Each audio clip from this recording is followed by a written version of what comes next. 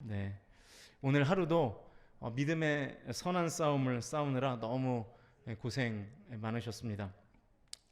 지금이 아마 가장 지치는 시간이실 텐데도 말씀의 능력으로 충전받기 위해서 이 자리에 오신 모든 성도님들에게, 또 온라인으로 함께 하시는 성도님들에게 하나님의 지혜와 능력이 임하실 수 있기를 주님의 이름으로 간절히 축원드립니다. 여러분이 좀 피곤하시고 졸리실 것 같아서 제가 퀴즈를 한 3개 정도 준비를 했거든요. 네. 각각의 문제를 맞히는 분들에게는 제가 지금 이 자리에서 즉석으로 선물을 드리도록 하겠습니다. 제가 사비로 제 개인 돈으로 직접 마련한 선물이니까 각각 문제당 한 분씩을 제가 선발을 하도록 하겠습니다. 준비되셨습니까? 갑자기 막 분위기가 왜 벌써 이렇게 문제를 유출하고 그래요? 네. 성경 넌센스 퀴즈인데요. 각각 맞히시는, 그러니까 한 명이 2문제를 동시에 맞히실 수 없습니다. 왜냐하면 선물을 독점하실 수 없기 때문에. 성경 넌센스 퀴즈입니다. 그러니까 넌센스기 때문에 이 사고가 막힌 분들은 풀 수가 없어요. 그래서 사고를 여시고 최대한 모든 지식을 다 동원하셔서 이 넌센스 퀴즈를 풀어주시면 좋겠습니다. 첫 번째 문제를 보여주십시오. 자, 성경 인물 중에 가장 예지력이 좋은 사람은 누굴까요? 네, 공예숙 권사님. 예레미야 아닙니다. 땡. 네. 누구요? 모세 땡입니다. 아닙니다. 네, 우리 김기철 집사님. 누가 아닌데요. 네. 소연이?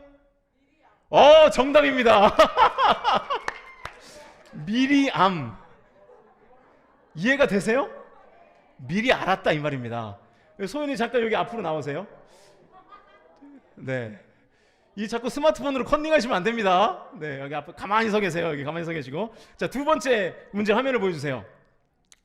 성경 인물 중에 가장 어깨가 결린 사람은 좀 어렵군요. 네.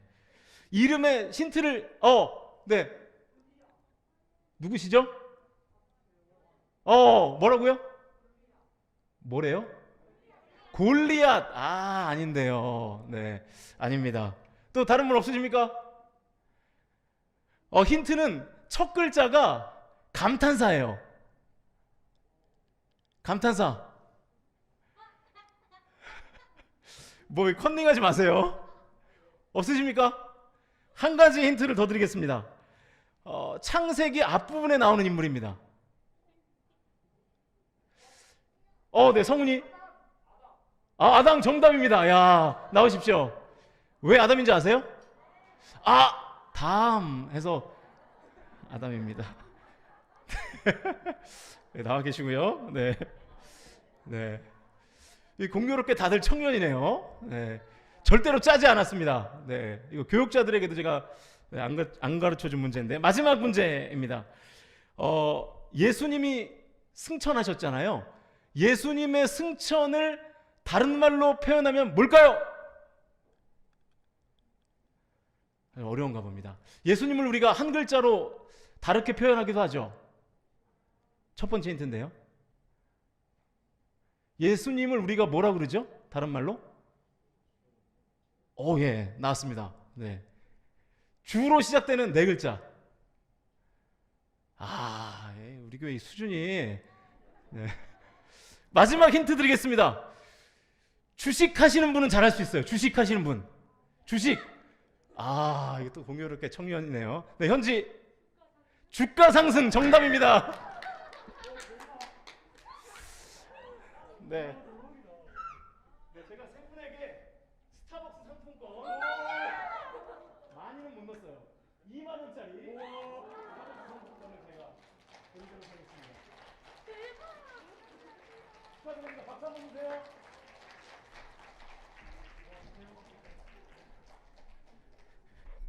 제 용돈이 한 달에 20만 원인데 그중에 6만 원을 썼어요 지금. 네, 굉장한 투자입니다. 저로서는. 네, 진짜 2만 원이 들어있으니까 우리 부모님들을 모시고 꼭 스타벅스에 가서 좋은 교제를 하시길 바랍니다. 제가 왜 한 것 같아요 제가 이거? 예배 분위기 좀 살려보려고 제가 별짓을 다 하죠. 네. 이러다가 다시 설교가 시작되면 또 분위기가 다운될 줄로 제가 알지만 그럼에도 불구하고 좋습니다. 포기하지 않습니다. 이제 진짜로 설교를 하도록 하겠습니다. 오늘은 주기도문 9번째 시간입니다. 의인인가 죄인인가 라는 제목으로 말씀을 나누겠습니다. 오늘 우리가 주기도문 가운데 살펴볼 부분은 마태복음 6장 12절 말씀입니다. 우리 화면을 보시면서 다시 한번 마태복음 6장 12절을 같이 읽겠습니다. 시작. 우리가 우리에게 죄 지은 자를 사하여 준 것 같이 우리 죄를 사하여 주시옵고. 여러분, 이 12절 말씀의 주제가 뭔 것 같으세요? 죄입니다. 죄. 여러분, 우리가 죄를 지적받는 것에 대해서는 어떤 이게 본능적인 좀 그 알레르기가 있죠.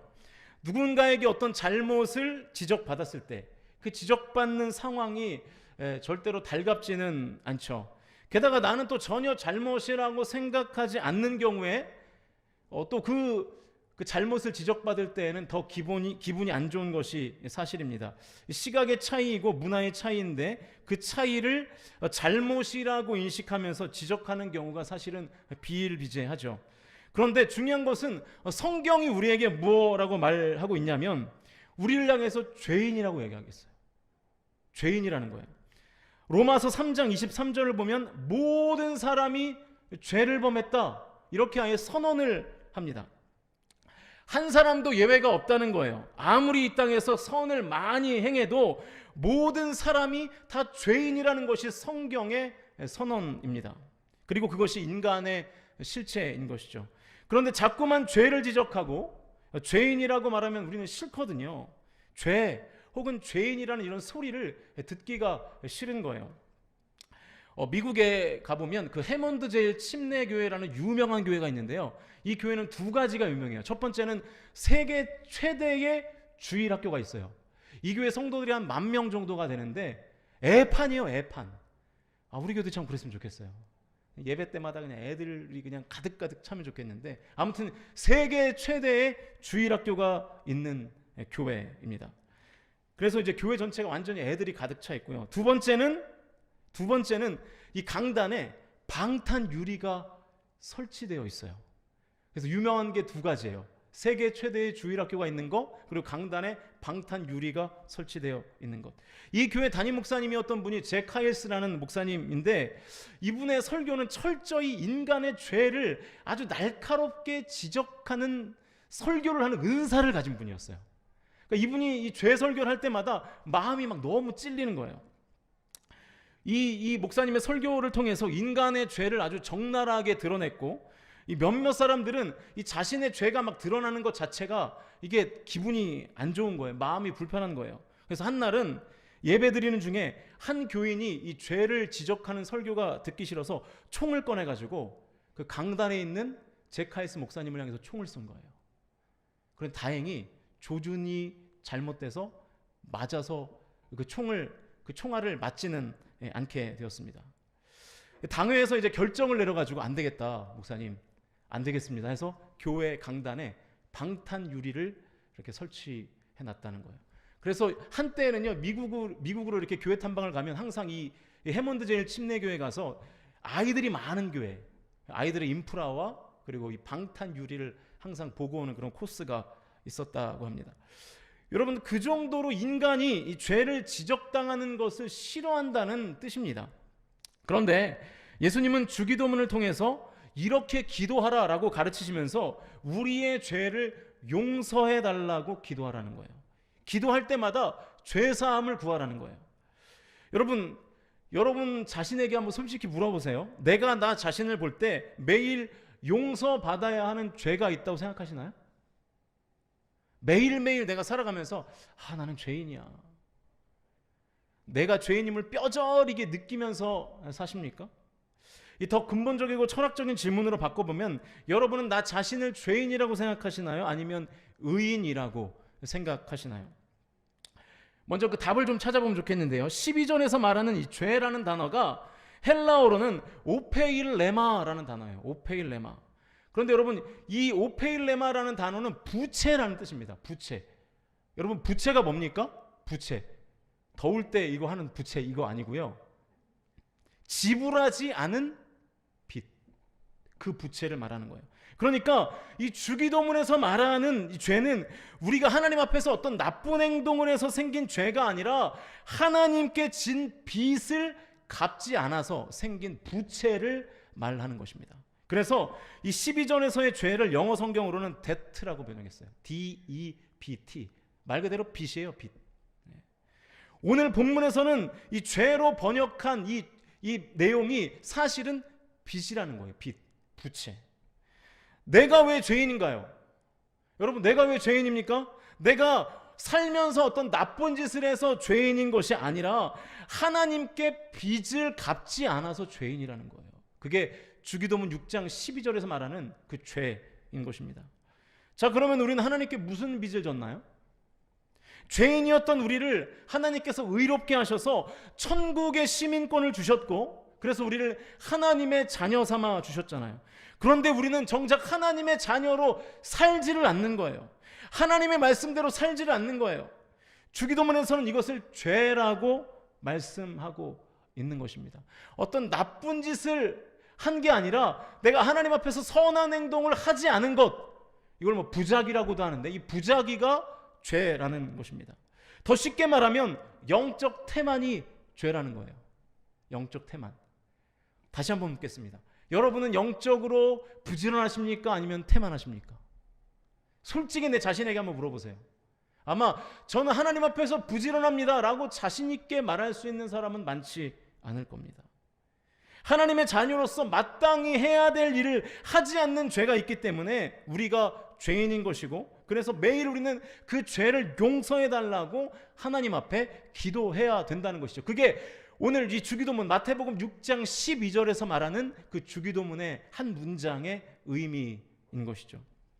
그래서 사무엘이 이스라엘 백성들 앞에서 뭐라고 말합니까? 너희를 위하여 기도 쉬는 죄를 내가 범하지 않겠다, 이렇게 선언하죠. 다 바꿔 말하면 기도 쉬는 것 자체가 죄라는 거예요. 그런데 우리는 기도를 너무나 많이 쉬고 있지 않아요? 그게 다 죄라는 거예요. 그게 나쁜 짓을 하는 게 죄가 아니라 아무것도 하나님의 은혜를 받은 자로서 아무것도 하지 않는 것, 그것이 바로 죄라는 것입니다.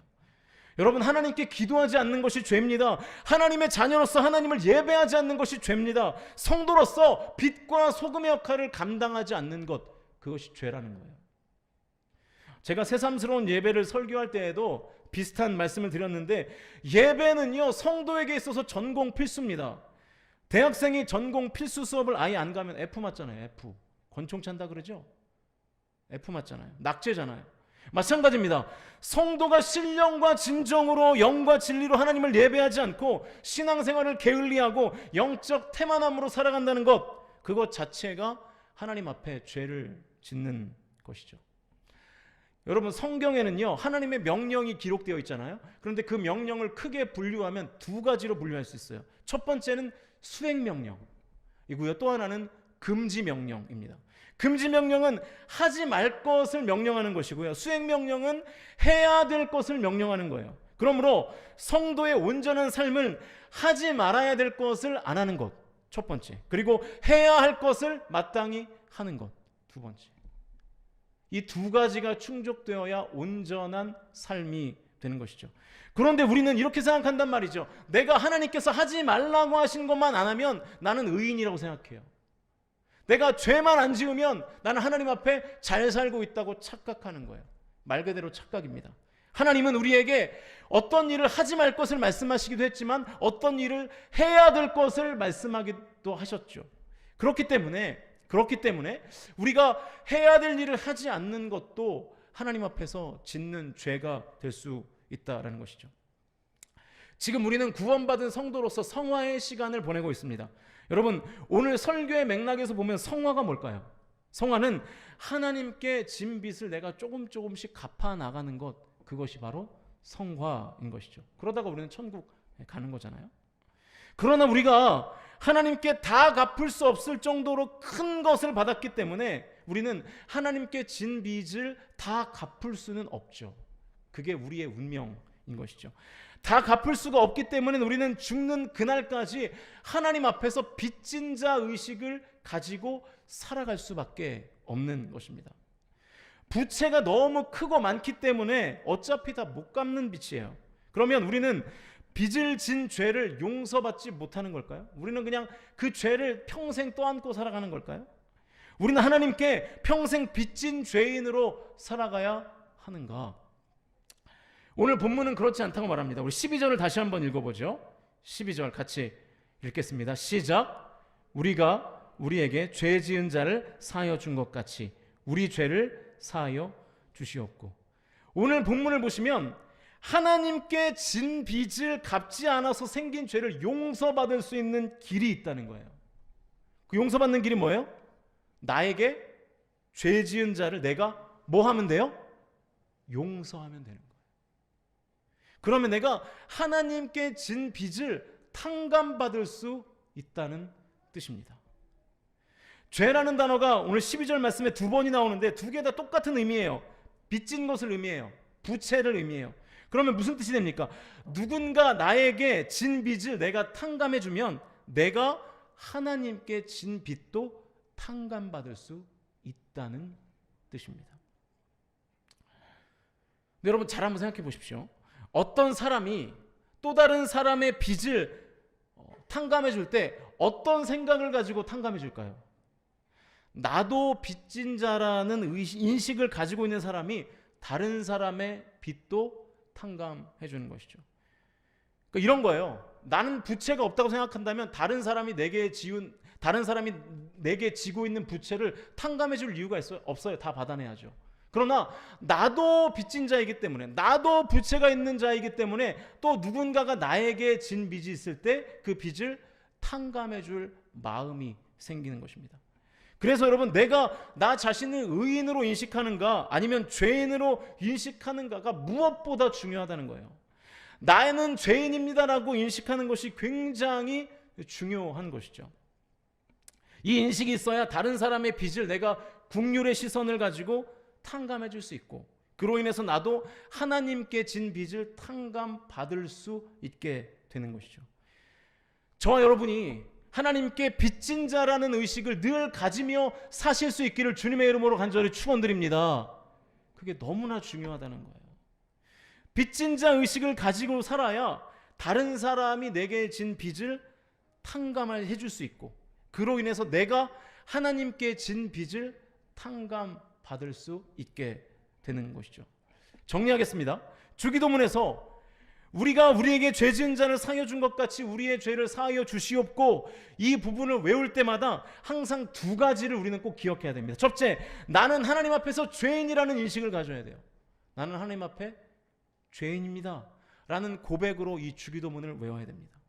나쁜 행동을 하지 않았다고 해서 의인인 것은 아니죠. 하나님이 주신 은혜에 보답함으로 순종하지 않고 빚진 채로 살아가는 것도 분명한 죄입니다. 둘째, 나도 빚진 자이기 때문에 나에게 빚진 사람들을 용서하고 그 빚을 탕감해 줄 수 있어야 합니다. 그래야 나도 하나님께 진 빚을 탕감받을 수 있기 때문이죠. 아마 여러분의 생각 속에 어떤 사람이 떠오를 수 있어요. 나에게 빚진 사람이 있어.